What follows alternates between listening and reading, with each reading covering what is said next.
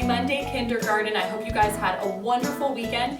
It was so special to get to see your faces on Friday on our Zoom conference, and I'm really looking forward to another one this Friday because it really makes my day to get to see your faces and hear your voices and hear all about what you've been doing. So join us again this Friday for another Zoom conference.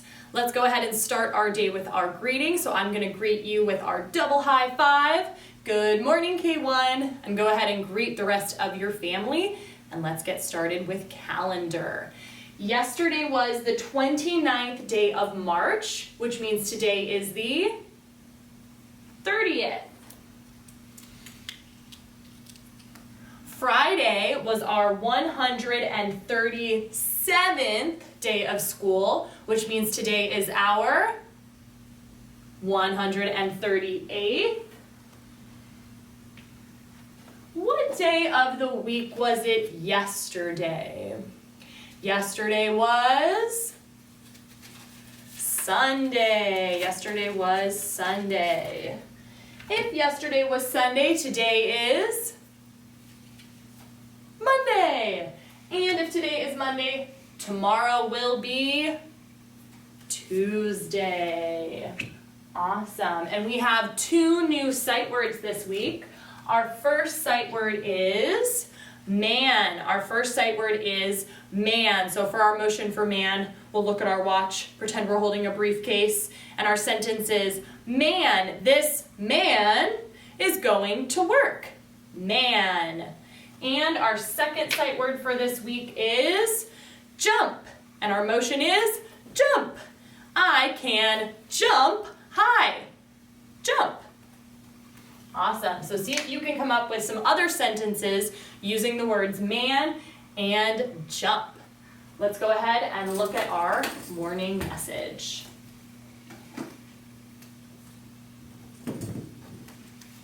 Good morning, Kinder Crew. Today is Monday, March 30th, 2020. What did you do this weekend? So you can go ahead and answer that question on Class Dojo and share something that you did this weekend. This weekend, my husband and I and my dog, we went out to Mount Laguna because it had snowed and there was a ton of snow. So we took my dog up there and it was his first time seeing the snow, which was really fun. So I'd love to hear about what you did this weekend. All right. Are these short A or long A vowel sounds? So we're going to decide, is this a long vowel sound or a short vowel sound for the letter A? And our first word we have here is acorn. Acorn. Acorn. Is that the long vowel sound or the short vowel sound? That is the long vowel sound because the vowel is saying its name. What about our next word here? Apple. Apple. Apple. Long or short?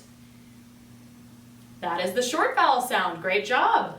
All right, our next word here, rain. Rain. What is the vowel sound? Is this a short vowel sound or a long vowel sound in rain? Long vowel sound because it's saying its name. All right, let's move up here. Crab. Ab. Long or short vowel sound? Short vowel sound. All right, next. Cake. Ache. Long or short? Long, it's saying its name. All right, and our last word here, map. Map. Long or short? Short vowel sound. Awesome job, kindergarten. Love Mrs. Jones and Mrs. Whalen. Let's get started with our lessons. For your math review today, you're going to be looking at the Common Core Review 12-8. And for number 1, if there was one item less in the line, what would the last item in line be? So if you're looking at this line here and there was one less item, you took one of these items away, okay? If you took the last item away in this line, what item would be last then? What would the last item be if you took away one item. For number 2, if there were 2 less items in line, what would the last item in line be? So if you take away 2 items from this line, what would the last item in that line be? What picture would it be? For math today, we are going to be talking about weight, and we're going to be using these different terms to describe the weight of different objects. Lighter, heavier, more, less, and balance scale. And we've seen some of these words before when we've talked about other different types of measurement. So the first thing I want to talk to you about is a balance scale. This is a picture of a balance scale. And I don't have a balance scale in the classroom with me right now, so I'm going to use my arms to show you what a balance scale does. If you have a balance scale at home, you can use it to figure out the different weights of items, or some of you might have a digital scale at home, and you could use that to compare different weights, but right now we're going to be talking about what a balance scale does instead of one of the digital scales, and I'll be using my arms to demonstrate what a balance scale does. So we're going to be comparing the weights of objects, and we're going to be deciding which one is lighter, which one is heavier, and then talking about which one weighs more or which one weighs less, okay? So we're going to use our balance scale or my arms to determine that. So the first item here that we have is going to be our globe. And the second item that we're going to compare it to is a book. So I'm going to put a globe in this hand and a book in this hand. And if I were putting this on a balance scale, this is what it would do. The balance scale would tilt, and the lighter item would be on the top, and the heavier item would sink lower to the bottom, because the heavier item brings the scale down. It is heavier than the item that's at the top. So by looking at my arms or my balance scale, which item is heavier? My globe or the book? The globe is heavier than the book. The book is lighter than the globe. Great job. Let's look at some other items. The next items I have here are a tissue box and a full hand sanitizer. So I'm going to put them on my hands and I'll show you what the scale would do. All right, now by looking at the scale, which item is heavier? The hand sanitizer or the tissues? The hand sanitizer is heavier. Which item is lighter? The tissues are lighter. They weigh less than the hand sanitizer. Great job. All right, we're going to look at 2 more items. I have a colored pencil and a skinny marker. I'm going to put them on my scale and let's see what the balance does. Okay, so the balance scale did not move. Both of them are at the same level. Now that tells us that the marker weighs the same as the colored pencil. So if the scale does not move at all, then both items have the same weight. And that's what you're going to be doing today in math. You're going to be comparing the weight of different objects. Great job, mathematicians. Readers, today we're going to be going back to a type of book that we read earlier in the year, and we're going to be reviewing some of the terms and some of the things that we pay attention to when we read those books. So we're going to be going back to fiction books now. So we were looking a little bit at nonfiction books, but now we're going to go back to fiction. So I want you to go ahead and remind yourself, what is a fiction book? Is a fiction book a book with facts, or is a fiction book a made-up story? If you said that a fiction book is a made-up story, you were exactly right. So we're going to look at a fiction book today, and we are going to talk about what we notice. We're going to talk about some things to pay attention to, and then when you go off into your own books, you can go ahead and make note of the things that we looked at in our books so that you can notice them in your books also. So before I start reading the book, I'm just going to do a little preview. I'm going to look at the cover. It says, "A New Friend."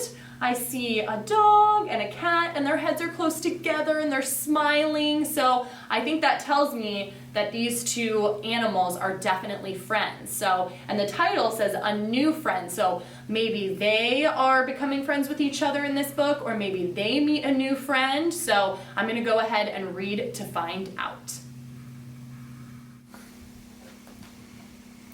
A new friend.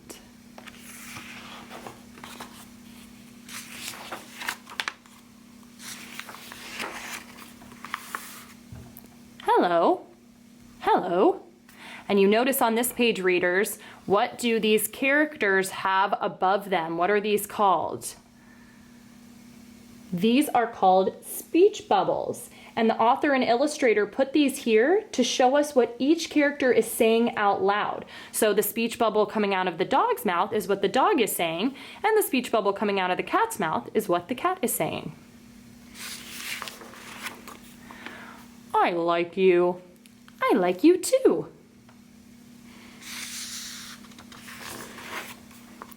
I am a dog.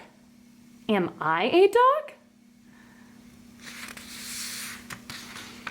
And readers, make sure when you're reading, you pay attention again to that punctuation. So remember, when you read this, you want to go up at the end to say it like a question. No, you are a cat.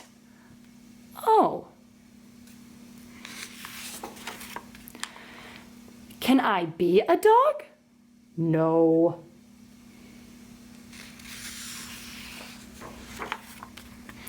Okay, let's play. Come now. So who do you think this is, readers? Who's saying come now? Who is this? So I think this is this little dog's mom or dad. And it looks like they're telling him that he needs to come home now.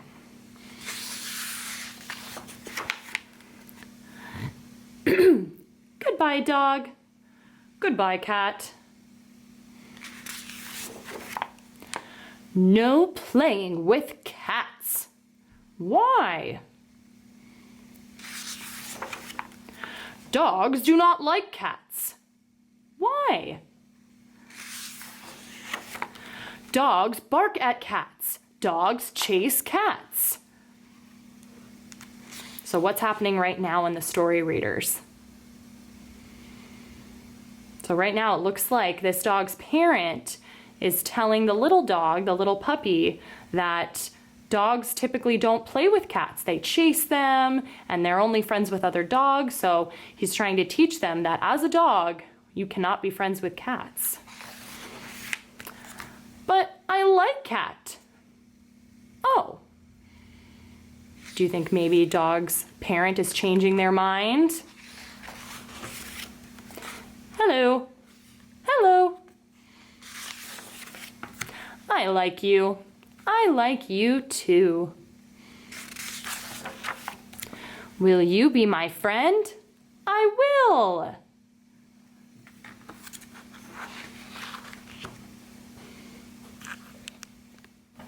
Hopefully you enjoyed that book.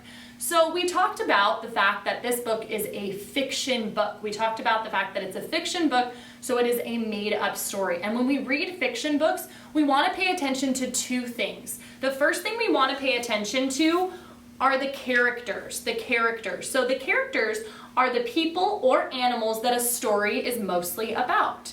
Okay, so that's the first thing we want to pay attention to. The second thing we want to pay attention to in a fiction story is the setting. So that's where things happen in the story or where the story takes place. And there can be more than one setting, and there can also be more than one character. So let's go ahead and look at our book, A New Friend, and I want us to think about the characters and the setting in this book. So let's start with the characters. What were the characters in this story?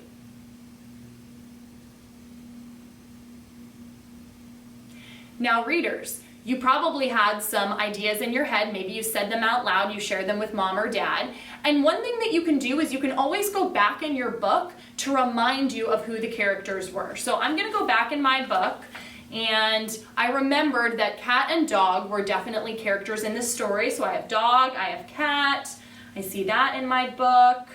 And then, yes, there was another character. It was dog's parent. So we have our three characters. So dog, cat, and then either dog's mom or dad. So those were our three characters in this story. So now we want to go ahead and talk about the setting, where this story takes place. So where did this story take place?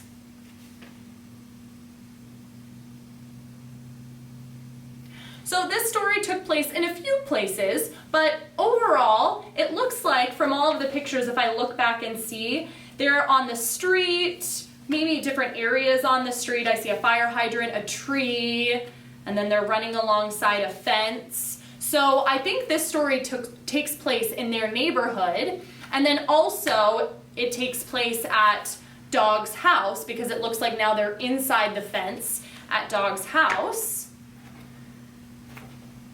And then, let's see, they continue to be in the neighborhood, and then at the end, they're in Dog's doghouse. So there's a few settings in this book, and again, you can look back in your book to figure out where the story takes place. So readers, in your books today, you're going to choose one book, and you can either record it on Class Dojo, write it on Class Dojo, write it on another piece of paper and take a picture of it, but I want you to tell me the setting and the characters that are in one of the fiction books that you read today. All right, good job, readers. Writers, last week you continued working on your nonfiction books, and most of you finished writing some facts on all of your pages, which was wonderful. You guys really did a fantastic job thinking and writing those facts and drawing great pictures to go with it. So today what I want to teach you about is how to include lots of details in your writing. In a nonfiction book, details are little facts that the author tells about the topic. So I brought with me a nonfiction book and I want to read it to you, and then let's talk about the details that this author uses about this particular topic, because you guys already wrote really great facts, but now we want to look back and see if there's any more detail we can add about those facts. So the book that I brought with me is Dangerous Dino. So we're going to go ahead and look at this book and see if we can hear any details that the author uses.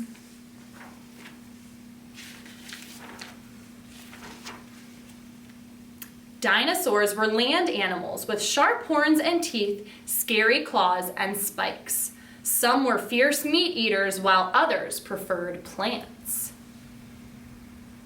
So on this first page, writers, did you hear any details that the writer gave about dinosaurs? So I noticed a few details. The writer started by telling us that the dinosaurs were land animals, and it talked about some of the characteristics. And then it went into even more detail, and it talked about the things that the dinosaurs liked to eat, that some were meat eaters and others preferred plants. So instead of just saying dinosaurs were land animals that lived a long time ago, the author decided to tell us what the dinosaurs looked like, what characteristics they have, and also details about what they ate. So this is a really great example of adding some detail. Let's look at the next page.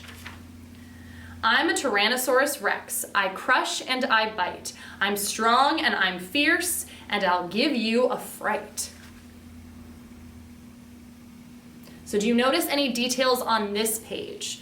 So this page, it tells us that this animal is a Tyrannosaurus Rex, and it gives us a few details that they can crush things, they bite, they're really strong, and you'll notice too, they labeled the picture of the Tyrannosaurus Rex. So the short teeth, short arms, and the tail. So instead of just saying, this is a Tyrannosaurus Rex, they gave us some more detail about the dinosaur. So let's do one more.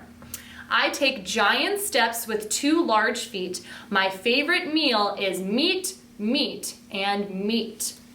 All right, what about any details on this page? So the writer decided to not just tell us that the T-Rex has really big feet, but also what kind of food that the Tyrannosaurus Rex likes to eat. So again, this writer is giving us those small little details to give us even more information and make us really interested in their topic. So we're gonna look at my story right now, and I'm gonna add some more detail. Writers, now I'm going to add more detail into my story. So I wrote my nonfiction book about Disney. So this is my first page, and the first fact that I wrote is the first movie Disney released into theaters was Snow White. So I'm going to add a little more information here because I've already told you that Snow White was the first movie released, but I'm going to give you some more information about when the movie was released. So I'm going to tell you when Snow White was released into theaters. So the detail that I'm going to write is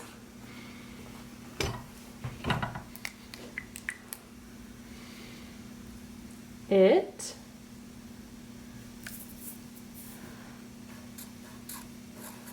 was released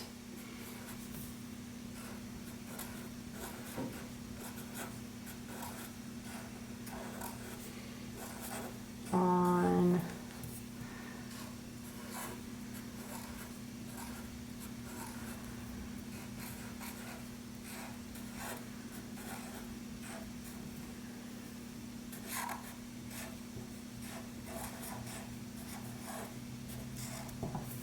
All right, so the detail that I added is that it was released on December 21st, 1937. So now not only do you know that Snow White was the first movie released, you also know the date that it was released. So now I'm giving you even more detail about it. So let's look at my next page. So my next page says that Disney was founded as a company in 1923. So I've told you when the Disney company was started, but the detail that I'm going to give you is who started the company. So I'm going to write my detail as my next sentence.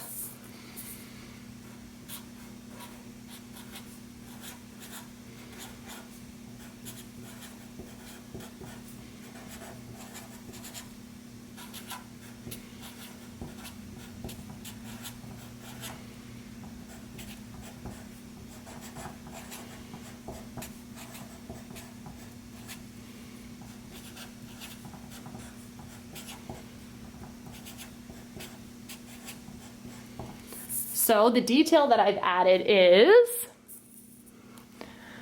the company was started by Walt and Roy Disney, who were brothers. So now you don't just know when the company was founded, now you know who founded the company.